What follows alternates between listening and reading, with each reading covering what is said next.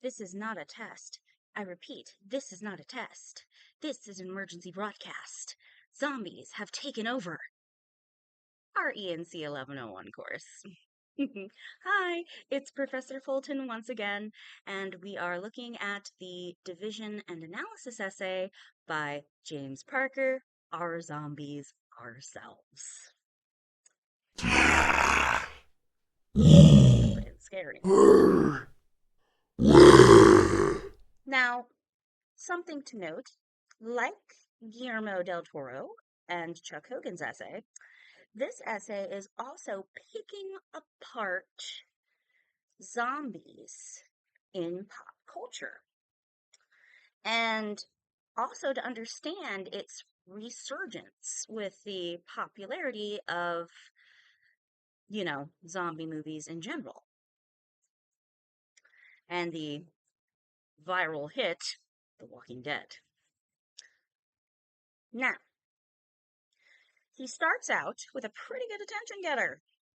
The most surprising thing about the modern zombie, indeed the only surprising thing about the modern zombie, is that he took so long to arrive. His slowness is a proverb.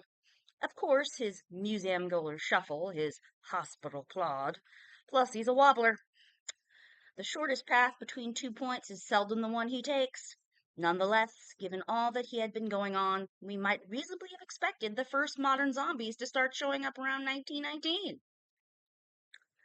That is when World War I ended. And that was a time where the world was in such chaos and such darkness that you would think that zombies would start to become popular then, but they didn't.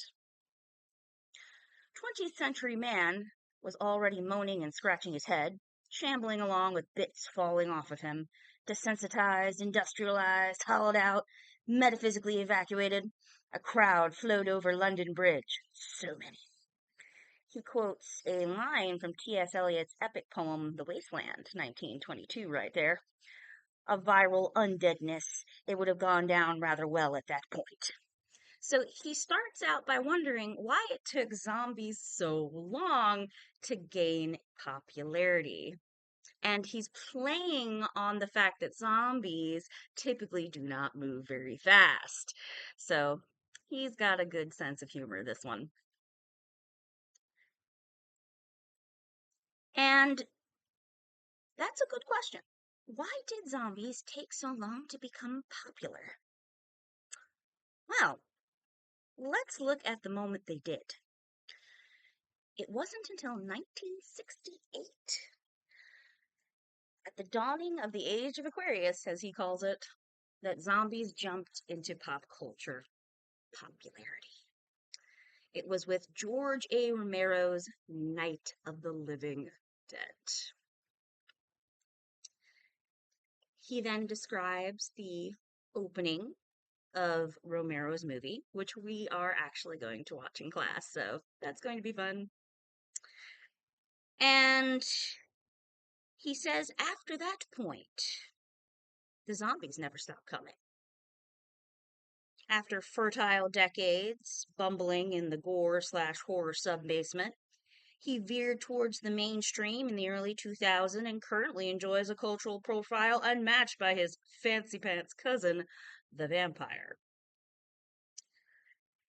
And those of us who are fascinated by the zombie genre know that that's not the first movie that the zombies actually, appeared on screen. It was with White Zombie, with Bela Lugosi, that the zombie tried to jump into popular culture. It didn't take. So what was different about Romero's Night of the Living Dead that gave the zombies the push into popularity? Think about it. Remember our good friends the vampires in Del Toro Hogan and their essay? Well, technology. Ever the factor. So they draw your attention to paragraph 5 where it says the zombie fire seems to be technology. Was a radioactive contamination from an exploded space probe.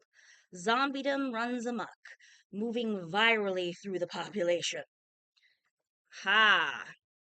With Bela Lugosi's White Zombie, the zombie fire was magic. It was also based after William Seabrook's The Magic Island. And they have a line from that book in paragraph 4. He's working in the cane fields, his eyes like the eyes of a dead man, but his hands calloused, solid, human. So the zombie fire was magic in White Zombie. The zombie fire in George Romero's was technology. Game changer. So remember what I said when we were asking those questions about technology in the vampire essay. Are we afraid of our own technology? The zombie has a blood curdling scream of yes, yes, we are. And I love this other line in paragraph 5 where it says, the zombie wants live human flesh, and those still in possession of it are advised via TV, radio to barricade themselves indoors. Romero was laying down the new canons of zombiehood.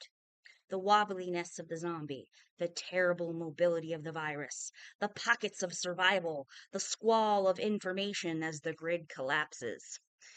Yep, that tracks. If you think about all your favorite zombie movies, that's pretty much the plot line to it. There's a squall of information. You'll see news reports, newspapers flashing across the screen, tracking the terrible mobility of the virus. Then you'll have pockets of survival groups trying to make it through. Again, he was laying down the very foundations of this canon. And it's interesting that it took technology to make these creatures so frightening.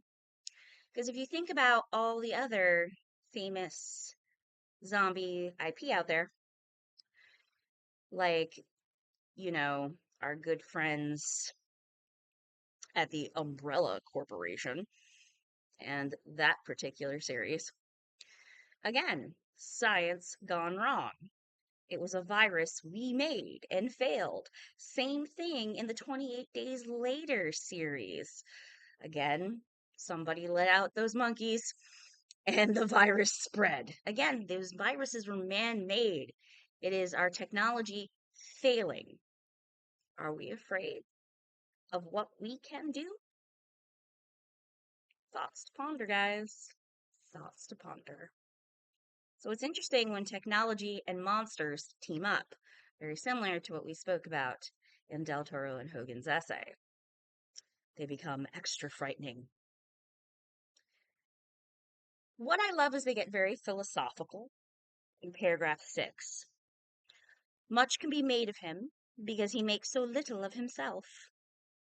He is the consumer, the mob, the other, the proletariat, the weight of life, the dead soul.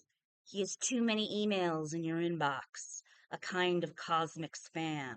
He is everything rejected and expungible. So, all these things that zombies can be a symbol of. Again, like the vampire, they are obsessed with consuming.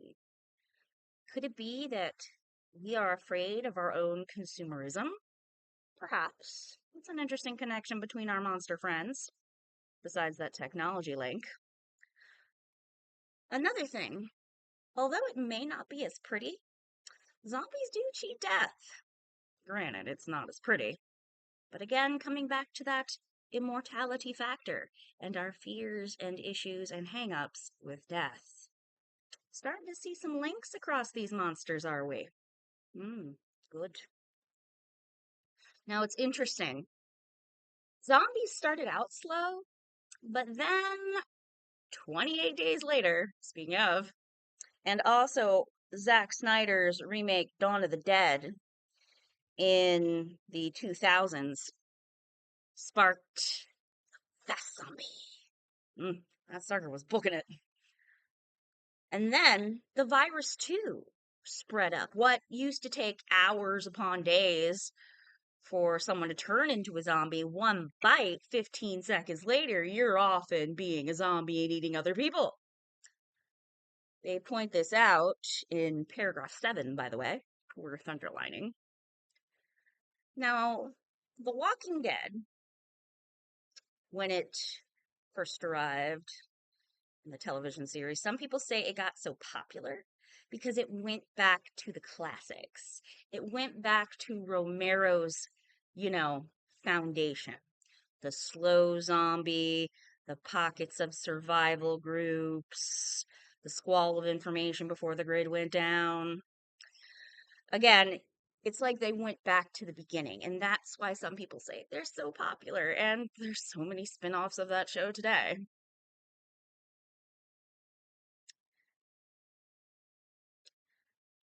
And at the end of it, he says, once again, with great gladness, we see shotguns, frantically tuned radios, smoke pillars of apocalypse on the horizon, the full zombie opera. The zombie himself has never looked better, dripping with wounds full of conviction. With his dangling stethoscope of his policeman's uniform or his skateboard, he exhibits the pathos of ex-personhood. Interesting line, the pathos of ex-personhood. Are we afraid of losing our own identities? Because isn't that what happens when we get bit by one of these little critters? Something to ponder. Same can be said with the vampire. And also, something I'd like to point out, both of these essays, if you go back to Del Toro and Hogan and reread Parker's essay again, describe these monsters using terms, medical terms, viral terms. Are we afraid of pandemics? If 2020 has taught us anything, they are very real and very possible. Maybe that's another thing these monsters are reflecting, the spread of diseases. Okay, well, back to your regular scheduled program. Be careful out there, my students. Be on the lookout for any signs of an incoming zombie apocalypse. And hopefully, just hopefully, we'll make it through together. This has been James Parker's Our Zombies Ourselves, another division and analysis essay. Good night, and good luck.